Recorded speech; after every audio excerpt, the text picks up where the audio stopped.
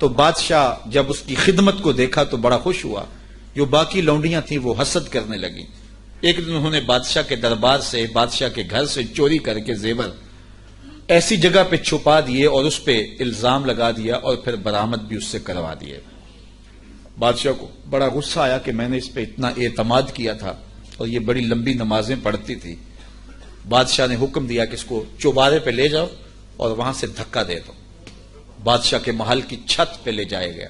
اس نے لاکھ کہا کہ میرا جرم نہیں ہے، لیکن بادشاہ ہوتے ہیں.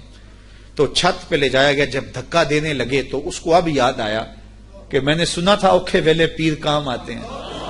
تو اس نے بخارے کی طرف منہ کر کے کہا شیعہ للہ چو گدائے مستمند المدد خواہم ز شاہ نقش بند. سنا ہے اوکھے ویلے پیر کام آتے ہیں، اس سے اوکھا ویلا میرے پہ تو نہیں آ سکتا. یہ اس نے کہا تو پیچھے جلاد نے دھکا دے دیا. جب نیچے آئی تو حضرت شاہ نقش بند بخاری کا دامن پھیلا ہوا تھا. آپ نے آرام سے پکڑ کے نیچے رکھ دیا. تو اس نے حیرت سے پوچھا حضرت آپ کب آئے ہیں؟ تو شاہ نقش بند بخاری فرمانے لگے تو از چبارہ آمدی من از بخارا آمدم. تو چبارے سے چل پڑی تھی، میں بخارے سے چل پڑا. تو کہا حضرت آنکھ جھپکنے سے قبر.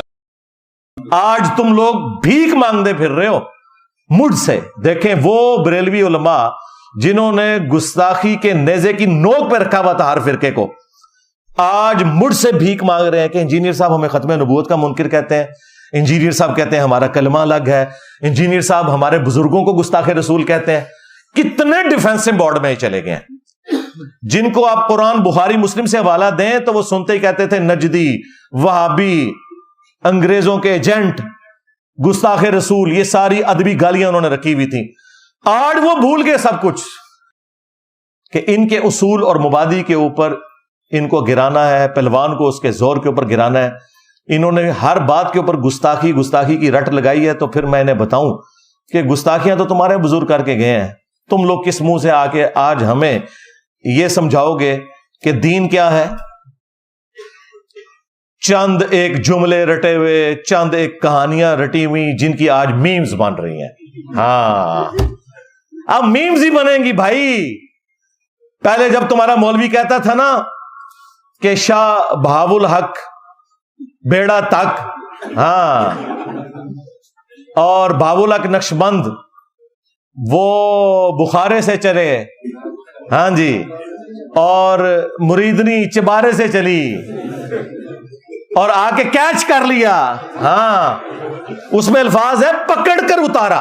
ہاں حضرت شاہ نقش بند بخاری علیہ رحمہ نقش بندیوں کے امام ہیں.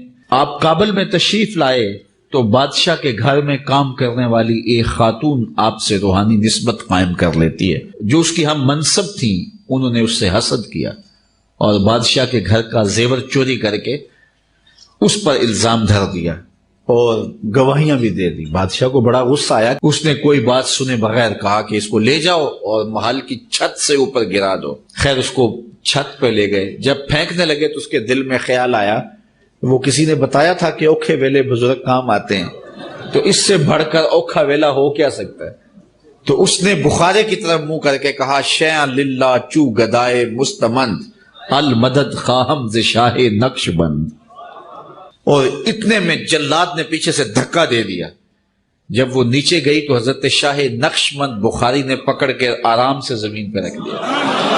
تو حیرت زدہ ہوگی حضرت آپ کب آئے تھے؟ کہا تو از چبارہ آمدی من از بخارا آمدم. تو چبارے سے چل پڑی تھی، میں بخارے سے چل پڑا. نامحرم مریدنی کو تمہارے بابے نے کیچ کر کے اتارا اور ہمیں ان بابوں کا پجاری بنا رہے ہو کہ جنہیں بیسک شریعت کا بھی نہیں پتا. کل تک یہ کرامت بنا کے پیش کرتے تھے، آج پھر میم بنے گی. کیونکہ ہم تو بتائیں گے کہ صحیح بخاری کے اندر حدیث موجود ہے کہ ہماری ماں سیدہ عائشہ سلام اللہ علیہا کہتی ہیں کہ نبی صلی اللہ علیہ وآلہ وسلم نے کبھی بھی کسی عورت کے ہاتھ کو نہیں چھوا بیعت کرنے کے لیے بھی، اور تمہارے پیر مریدنیوں کو کیچ کرتے تھے. اور تم ہمیں یہ بتاتے ہو یہ بزرگان دین جو ہے نبی علیہ السلام کے راستے کے اوپر تھے. یہ راستے پہ وہ چل رہے تھے.